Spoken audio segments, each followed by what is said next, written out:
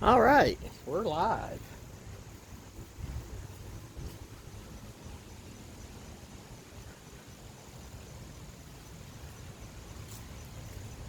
All right, guys. Well, old Blue Cord back again, and so we tried to get this vehicle to start.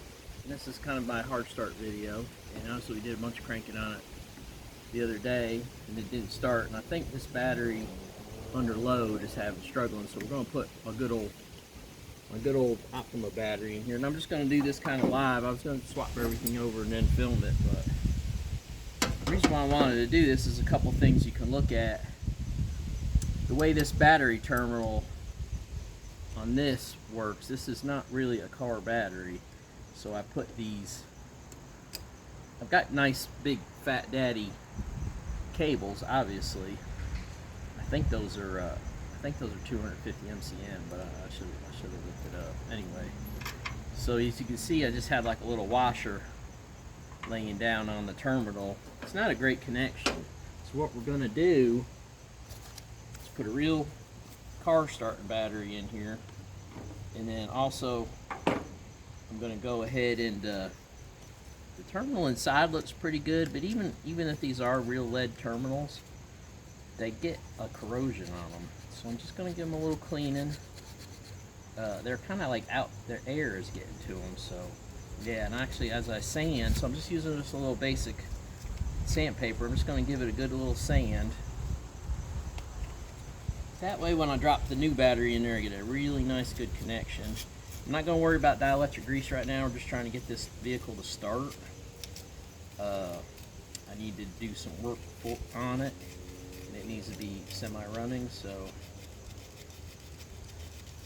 yeah. And I believe this is a lead terminal because as I sand it, you can tell that it's pretty soft. But if you ever notice, lead gets it gets almost like a dark gray, black corrosion on it. Don't know what that property is, so I'm just gonna get in here and not get stung by that bee. Oh, likes me. Clean these off. Oh yeah, so nice and shiny. Get rid of that. And like I said, I'm just gonna do this in real time, so I should have all the wrenches. Yeah, this type of battery is actually a battery backup for a like a big UPS. You'd have like 100 of these, maybe 200 of these. It is 12 volts, and I believe it says on there that it's a 65 amp hour, that's pretty good for a battery. This battery actually is a 55 amp hour rated. Its cold cranking amps is 750. Its regular cranking amps is 870. So pretty compatible. But this isn't really a starting battery. So starting batteries means you have high load. And actually you can see in here it's deformed just a little bit, and that's usually from heat. So this is not made really to probably go much more than 100 amps. It's 12 volts DC, so it's actually deformed right here. And then, you know, the connection wasn't that great.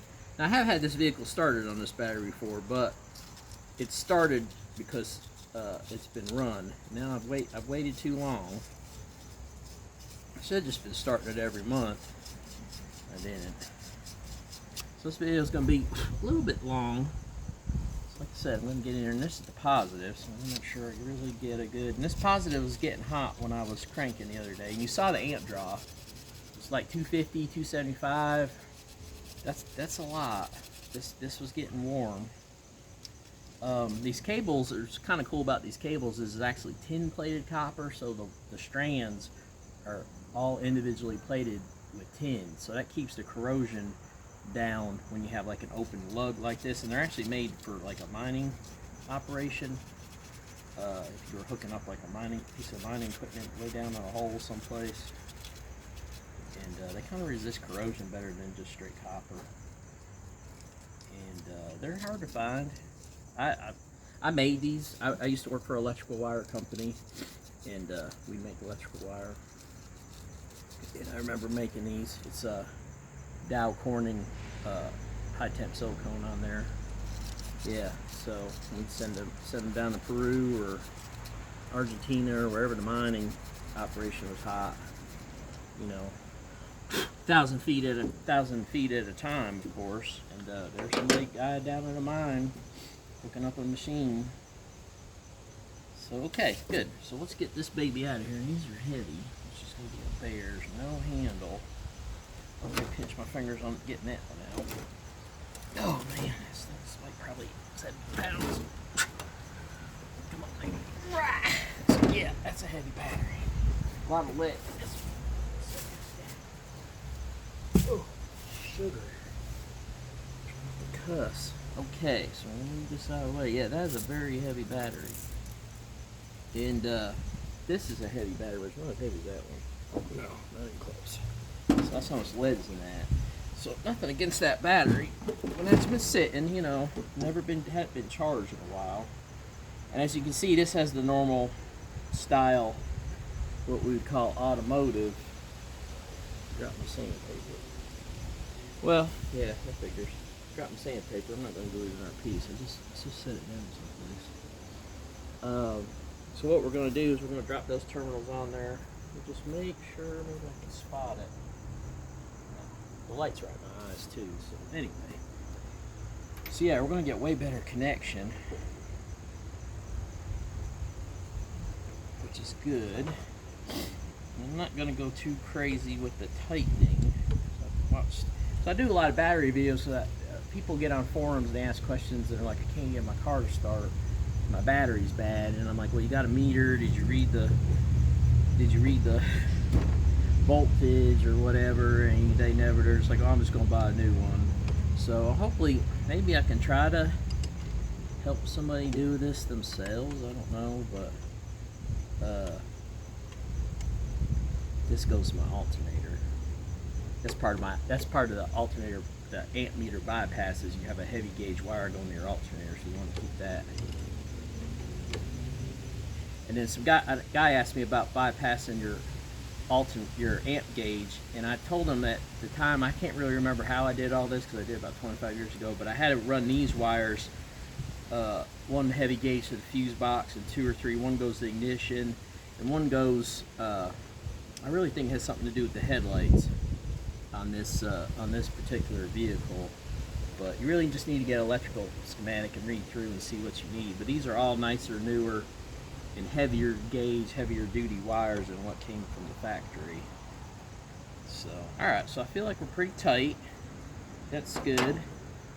And then we're gonna go ahead and get some, like I said, you want to use a meter, kind of know what you're looking at here. So I'm gonna set my meter up to read voltage, which is good. 12.87. Hopefully you'll all be able to see this while I'm cranking. My idea is as I'm cranking, you'll be able to see. I'm gonna walk around and check.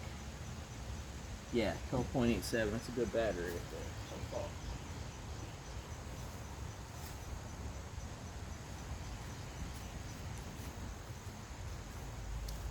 far. Oh yeah, you can see that. Okay, and then I'm gonna put the amp clamp on the positive side, so when we crank, we can see what our amp draw is. Now remember, our amp draw was like 250, and our voltage drop was getting like 6 and 8. We want voltage drop to be 10. That's what. So let's shoot for 10, and then maybe an amp draw of 125. That's what I'm shooting for, and I'm doing this real time, so I didn't stage this or anything.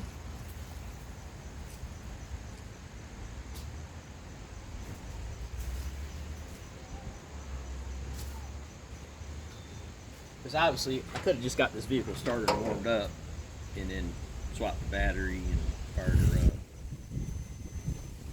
But you never know, it might start, it might not. It's a nice day though, the sun's kind of in my eyes, apologize for that. So I'm going to do an amp draw.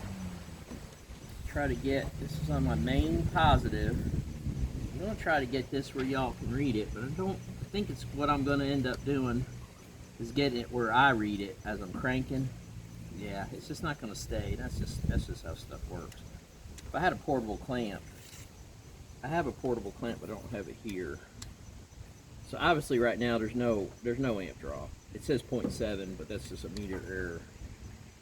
You can clear these. This is a very old meter. You've seen me use this.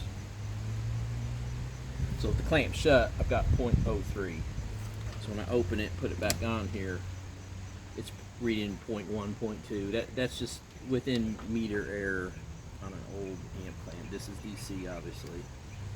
DC and AC clamps cost a little bit more. It's worth it, especially if you work on automotive. You want a DC. You'll see a $100 clamp or an $89 clamp. They only do AC. You're almost never going to check amps on an AC unless you do like industrial electrical work, which I actually do, but you don't really need it anymore. The DC is cool for cars, so you got to spend the bucks. Yeah, it's just not going to stay. So we see that good. Let me just walk around and see how that works.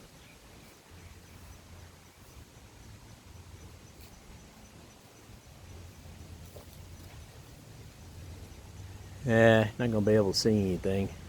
That's okay.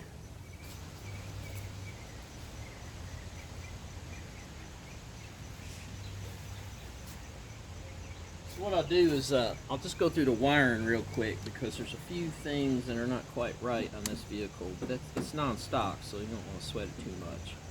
But from the positive battery to this starting solenoid and then down to the starter, it's going straight through, and that's kind of unusual.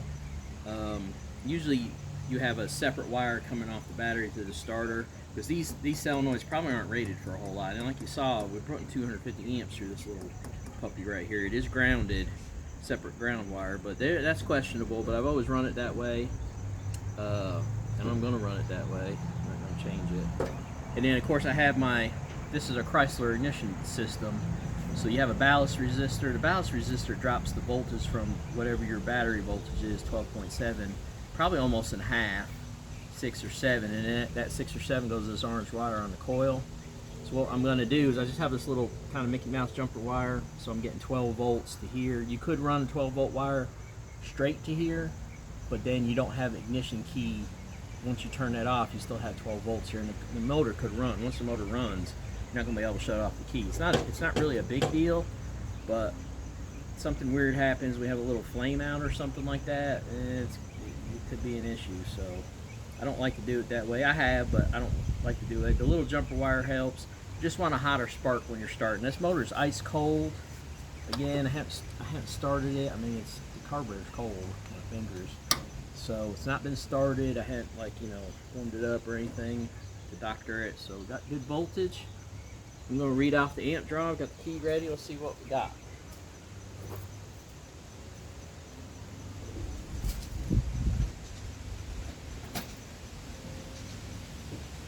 Okay, so first click is ignition, and as you can see, we just lost a little bit of voltage. Now I'm going to go ahead and crank and see what we got. I'm going to leave the throttle about half open, and I'll call out the amps.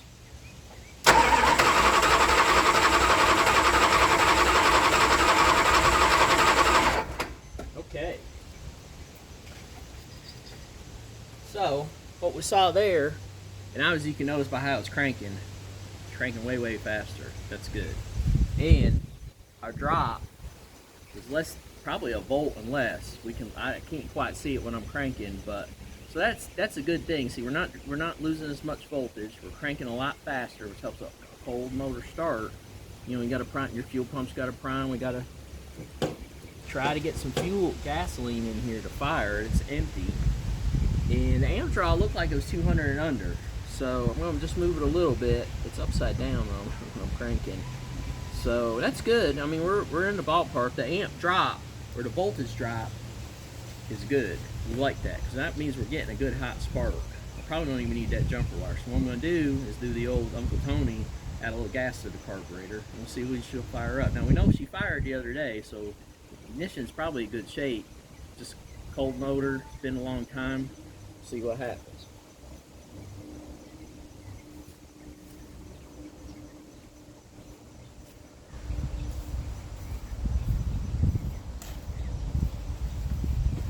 Again, I'm doing this in real time, so I'm actually just going to pour the gas in this jug and pour it down there. And I know she's going to fire. I don't think I'm getting any gas to the carburetor yet. Most carburetors will, if you start them about every 7 to 9 days, they won't dry out. You should be able to fire it up. Right Now this baby's dry. So that's quite a bit of gas in there, and I'm gonna move this gas jug way out of the way because I had a few little scares before.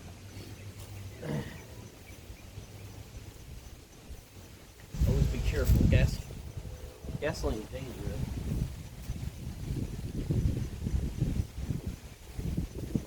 So yeah, gasoline is dangerous. So you have to be careful. You've got a spark going and stuff.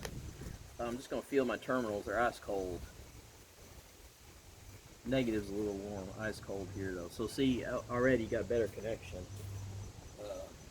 And like I said, this is just a hard start. This is gonna be a hard start. It's been a long time. So I'm just gonna kind of hold the throttle halfway and just let her fire up. All right. So obviously, motor runs. Phew, so yeah. So I'm just gonna let it sit a minute. And so now your next step really is, your ignition and your starting is good. You just got to get fuel up to the fuel bowls to the carburetor. So I'm going to listen and run the accelerator pump. Here, if I hear a squirt sound, it's starting to. It's not there yet. So I think I'm just going to dry crank it this time. Let that fuel run out. It's probably going to pop back.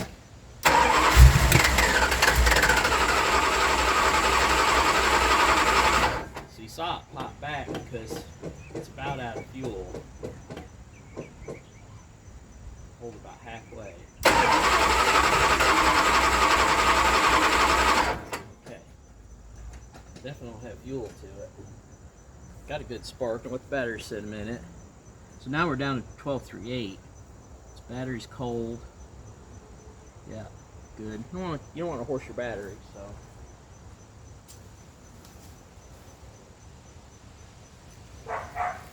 And of course, you notice I don't have the jumper on the jump box on the battery either. I'm not going to use it right now.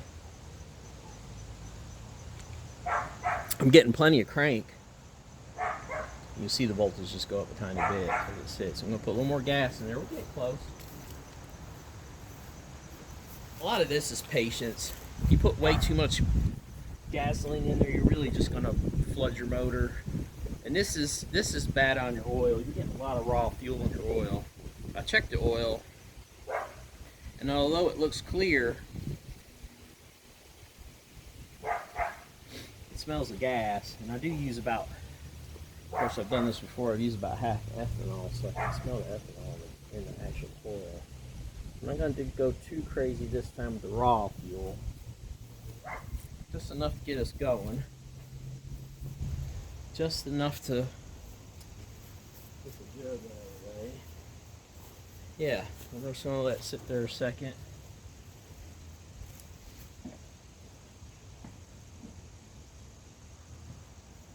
And see if we can get the fuel up from the tank. There's not a lot of gas in the tank, I know there is.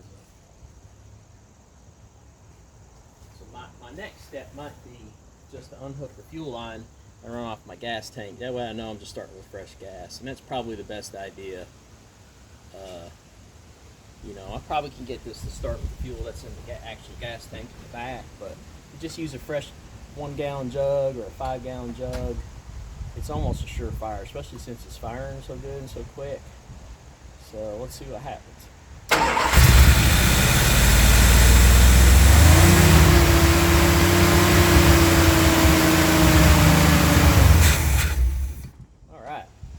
Big fire there. So what you saw I did there is once it starts up, let it rip. And the reason why I want to do that is because the oil has to get to the cam, the lifters, and all that stuff, and RPM is the only way to get that there.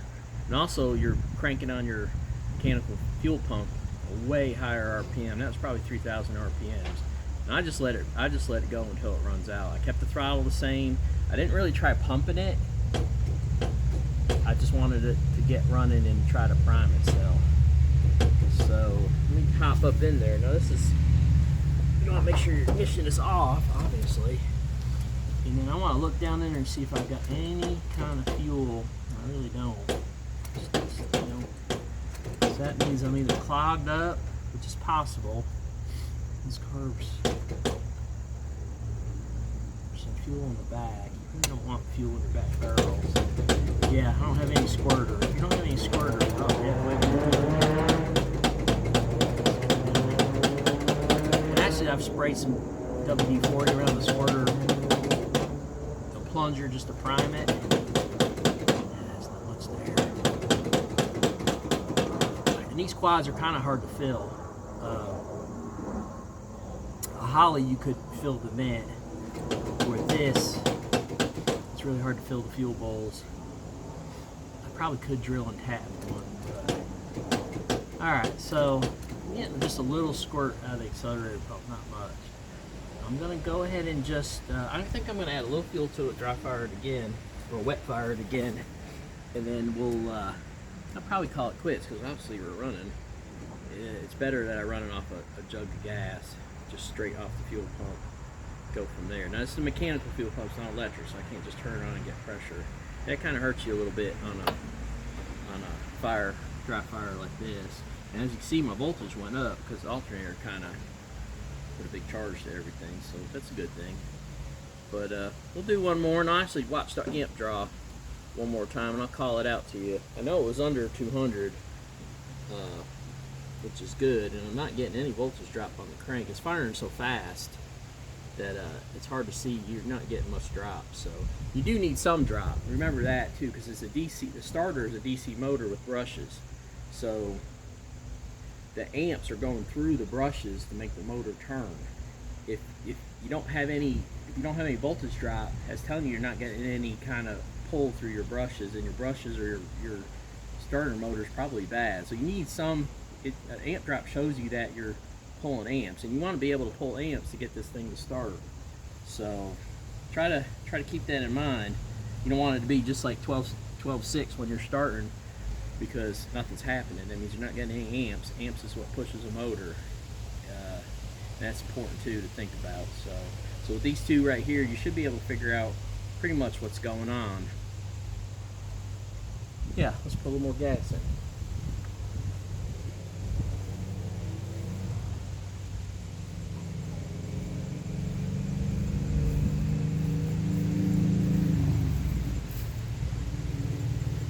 And I just got a little bit of fuel in here. I'm not going to go crazy. Maybe I could put a little more of that. Well, let's just try that. Maybe it should start. Stay running.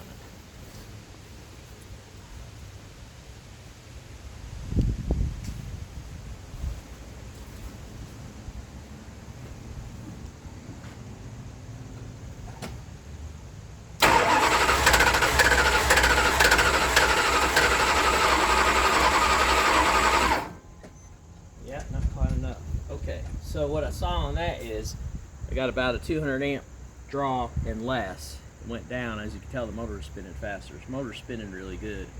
So I'm going to go one more time with the fuel and call her quits, because obviously just not getting enough fuel in there.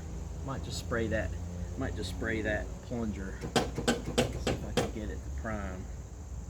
But yeah, that's about it. So battery's doing good. Check the temp. Yeah, see, you can ice cold, a little warm, but ice cold. That tells me you got a good connection going there.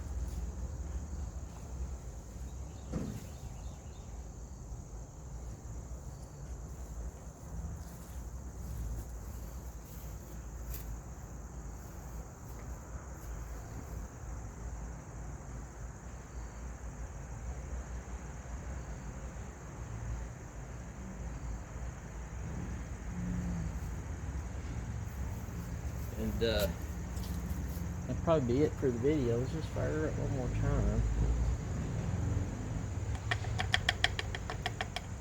Alright.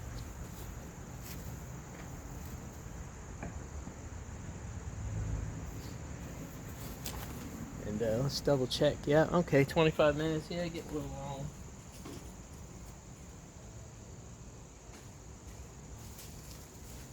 Give her one more big blast. Like I said, I'm just going to try to keep it. This time I'm going to try to keep it running as best I can by pumping the throttle. I'm going to hold it about halfway. There's my ignition. I'm going to fire off. It's going to be loud, so you won't be able to hear me talk.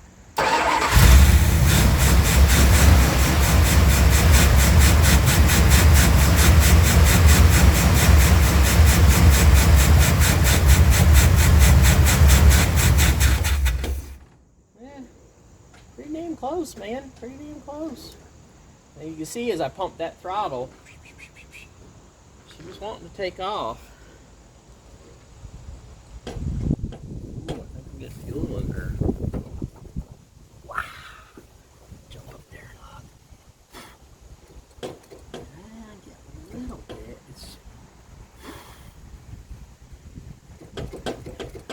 Yeah. You know, I probably could put my choke plate up. I've got this choke plate that covers the holes. I don't have a choke on this carburetor. It's really a small carburetor for a 440, so it runs without the choke or anything. I could put the old choke plate on it. That probably help it run. It's not warm today. It's probably barely 60. The carburetor's cold. I don't have any heat riser. And yes, this is kind of a hokey setup. Let's go this way. Let's try the old choke plate. Kind of getting excited. I hate to quit a video and not get it actually running.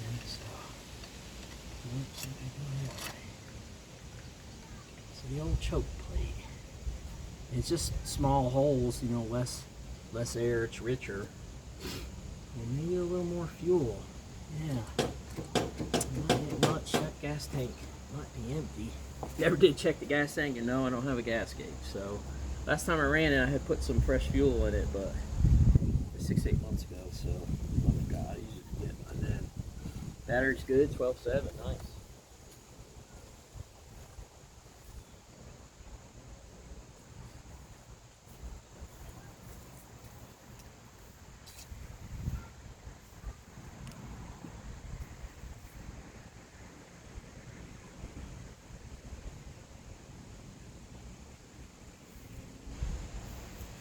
And one thing you want to avoid doing is going too crazy with the gas. That could really. You can see my gas just went around the sides. It's not good. Got coil real close like that. So I'm going to take a rag, wipe all that excess gas off.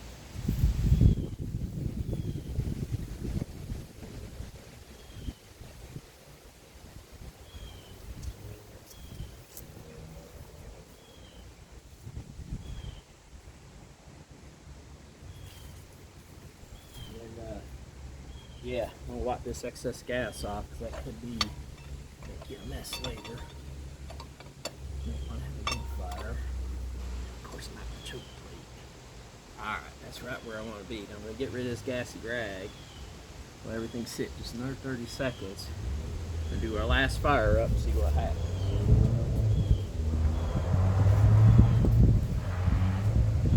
Let's let this rice rolling go by with the slipping transmission. Alright, contact. See what happens.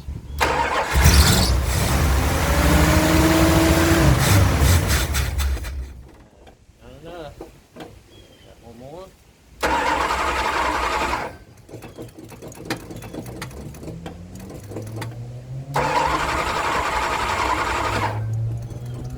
Down. Alright, we need fuel to make it run, so that's what we'll work on. So that's the end of the hard start video, guys. Thanks a lot for watching. I think we're close. You know, a little patience helps. Obviously, you don't think we're getting any fuel or not enough to keep it running, which happens on an old vehicle. It's been sitting. So I'm gonna let this baby air out. She's spitting and sputtering. Spitting and sputtering. A lot out of there. You don't have to fire this up. Hold the phone. Hold the phone. I see spitting. So I might be able to get this to start in your accelerator pump. So as I'm looking down through the carburetor, I see it double squirt. Not a good solid stream, but we're close. Let's double check our 12 volts. Alright, let's not quit. Let's not quit yet. Daddy's getting tired though. Too old for this stuff. Plus the COVID kicked my ass, so I'm not that easy. Fast with my foot.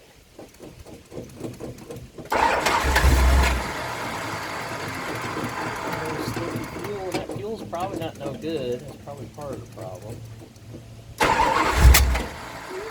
Yeah, close.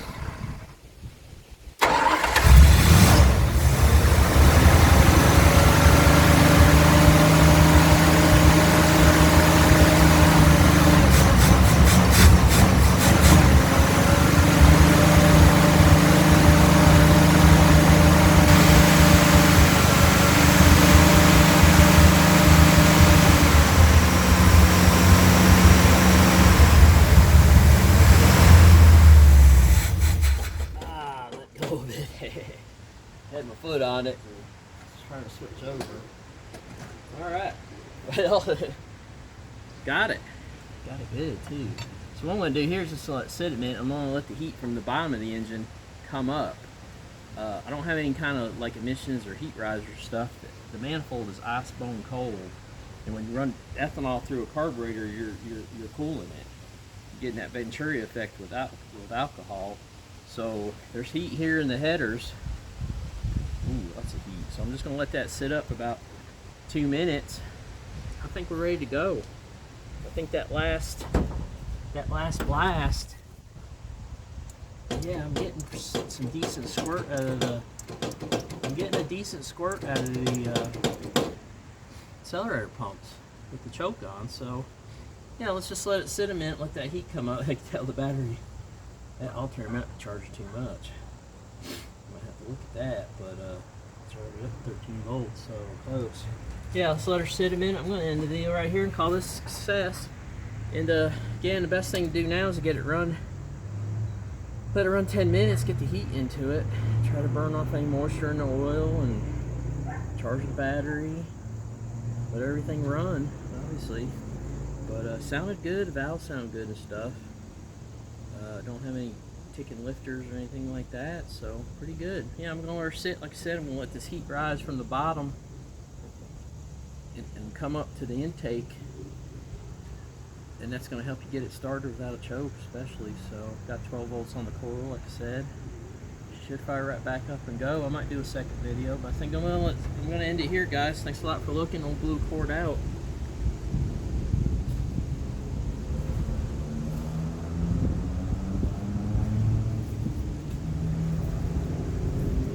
Thanks again.